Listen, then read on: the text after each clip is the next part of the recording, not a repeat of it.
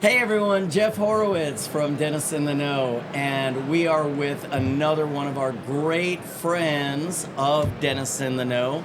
She is someone that I met actually at a Dental Nachos event. We were up with Paul, and that's how we got to know each other. She now has her own thing going on. She is lecturing everywhere I go. I see her all over social media. I'm sure you already know who she is.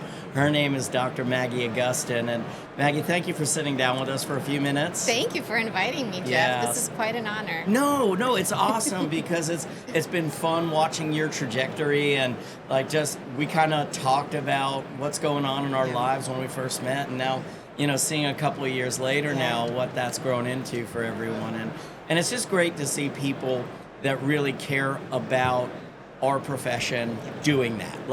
There's some people, well, maybe not so much, right? Yeah. But when I see people that are really carrying the torch for dentistry and doing it at the level you're doing it, it's just, it warms my heart. I can only do this so much longer, Yeah.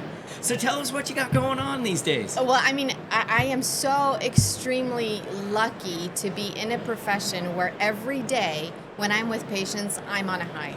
When somebody opens their mouth, I'm in heaven. So that drives Even my the perio purpose. patients.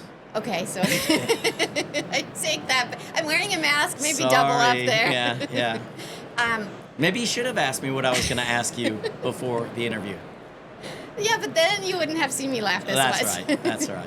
So it's difficult stepping away from the handpiece because I love that. Having said that, I have found this purpose within me that drives me to make us dentists understand ourselves better and find self-acceptance, because our position and what we do is so unique in how it affects us emotionally. And so I have found this purpose to bring what lies outside of the operatory into what we do within the operatory, marry the two, and have some sort of self-understanding, grace, and forgiveness for how we can use ourselves as a punching bag for what happens within the mouth. Right? And that's what I heard you talk about, right? Is really kind of this emotional side of dentistry, how it affects, and of course, Laura, Yes. just so many great people in the industry that are saying, look, we got to understand more about how this not only affects us physically, because I'm at the point where, things are happening physically at my age, right? My spine, my upper neck is just, I can't do that much of this anymore. And so it's like, how do I give back without doing as much of this? And so I think you really found that. So what was the first thing that you spoke about? The very first topic, first time you had the stage to say, I'm Maggie, here's what I want to talk about.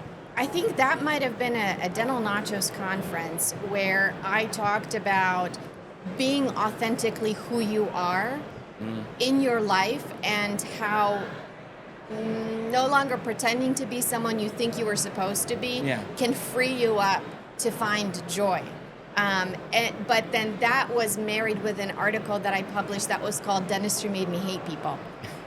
And that allowed me to get a lot of this angst that I had inside of me to figure out why was I no longer happy doing what I was doing, and what.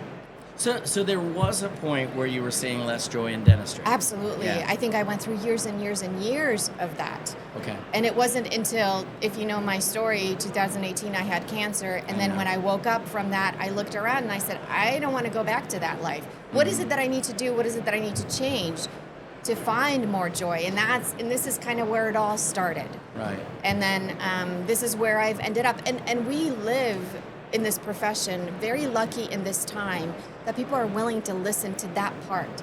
Because I feel like that's been decades and decades and decades where we just had to pretend that we were running these extremely successful practices, right? And I mean, there was alcoholism and drug abuse and infidelity and Lots all of these that. things, right, that we refuse to talk about. And not that we talk about it openly now, but if we talk about the struggles, and if we find each other and connect and be vulnerable and brave about that, then we won't have to resort to those vices. Right. to get it all out. Yeah. Right? I love that. So what would you say, what was one of the first things you said, I'm going to change this. If I'm going to change, what my practice is and my happiness and fulfillment from this profession is going to improve from this day forward. What was that first thing that you did to make that happen? It was figuring out who I was. Yeah. It was figuring out what my talents were and how I was going to bring those into the operatory. Because up until that point, it was expected of me to show up as this stoic, serious, educated, white coat wearing doctor, and that really wasn't who I am. I'm not very formal. Yeah. I like. Well, you're with the right people right now.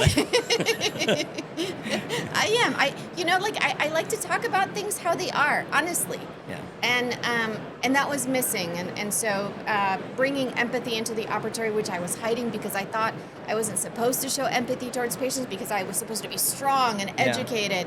A lot of that helped me become who I was, and then the joy started, and then the writing started, and then allowing myself to speak about it started. And now people are willing to listen, for which I am very, very grateful for. But now you have another problem because, your everything you've been doing has become incredibly popular. It's so relevant right now with, what everybody went through with the pandemic and, difficulties with staffing and difficulties with reimbursements and transitions. There's so much going on in the industry right now. But now you have a new problem, which is, you're traveling a lot to spread this message, and you're wanted all these places, and you got to put so many posts on a day. Right. So how are you handling that? It's not easy. Yeah. I happen to be disciplined and motivated. I wake up very, very early in the morning, and I get a lot of that done. But by the end of the day, there's nothing left of me, so I have to be very careful because it affects my family life. Right. When I come home exhausted, starting work at 5 and finishing at 6, and I have nothing left to my husband and my daughter, that's a problem. I get that. Yeah. Because even after coming to a meeting, so even if I've worked that week, I leave on a Wednesday night or maybe a Thursday if I'm lucky. This week it was a Tuesday. But you come home and then it's like you want to be able to give, but you've stood on a showroom floor, you've sat in lectures, and you've been talking with people and having fun, and you're just exhausted. Like the same way. Maybe it's from a different kind of activity, but you're just exhausted. And so I've had those struggles myself where it's like, I've got to be on when I get home. Yeah. I've got to be able to give something. So I really respect, the fact that you're talking about this, because we do all go through this. Yeah, it's been a difficult transition, and again, in being entirely transparent, my husband and I are in couples therapy because I wasn't present for him, for them. I put my, career, I put this ahead of really what mattered, which is my family. And again, that was a growing pain, that was a lesson, and so we're trying to fix that. I'm not telling you I have all the answers. Yeah. I'm working on it. But you're talking about it. I'm and talking I think about that's it. the most important thing because, 20 years ago, nobody talked about this stuff. Everybody just did what they did and kind of hid it in the background. And it affected all of us in different ways, whether it be, this one goes out and drinks too much, or this one goes out Right. and, whatever. It's really something that I think needs to be talked about more. So tell everyone out there where they can follow you more, where they can see you next. Let's hear it, because we need more Maggie. Thank you. Well, Jeff is kind enough to tag me in his Friday Fails. So I'm on Facebook. You could find me, Maggie Augustyn. I'm on Instagram. I think it's Dr. Maggie Augustyn. And then my website is about to go live within the week or two, and that's going to be... Congratulations. That's awesome. Thank you. Yeah. MaggieAugustyn.com. And what's coming up next? Well, I'm keynoting Productive Dentist Academy in March. And then it has not gone public yet, but I will be in front of about 1,000 people doing a keynote in September.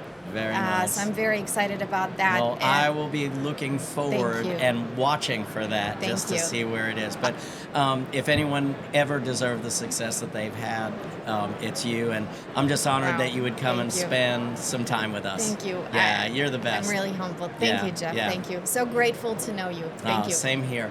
You saw it here. A great person, a great dentist, and a lot of great things to share with all of you. So thanks for joining us. We'll see you for our next one.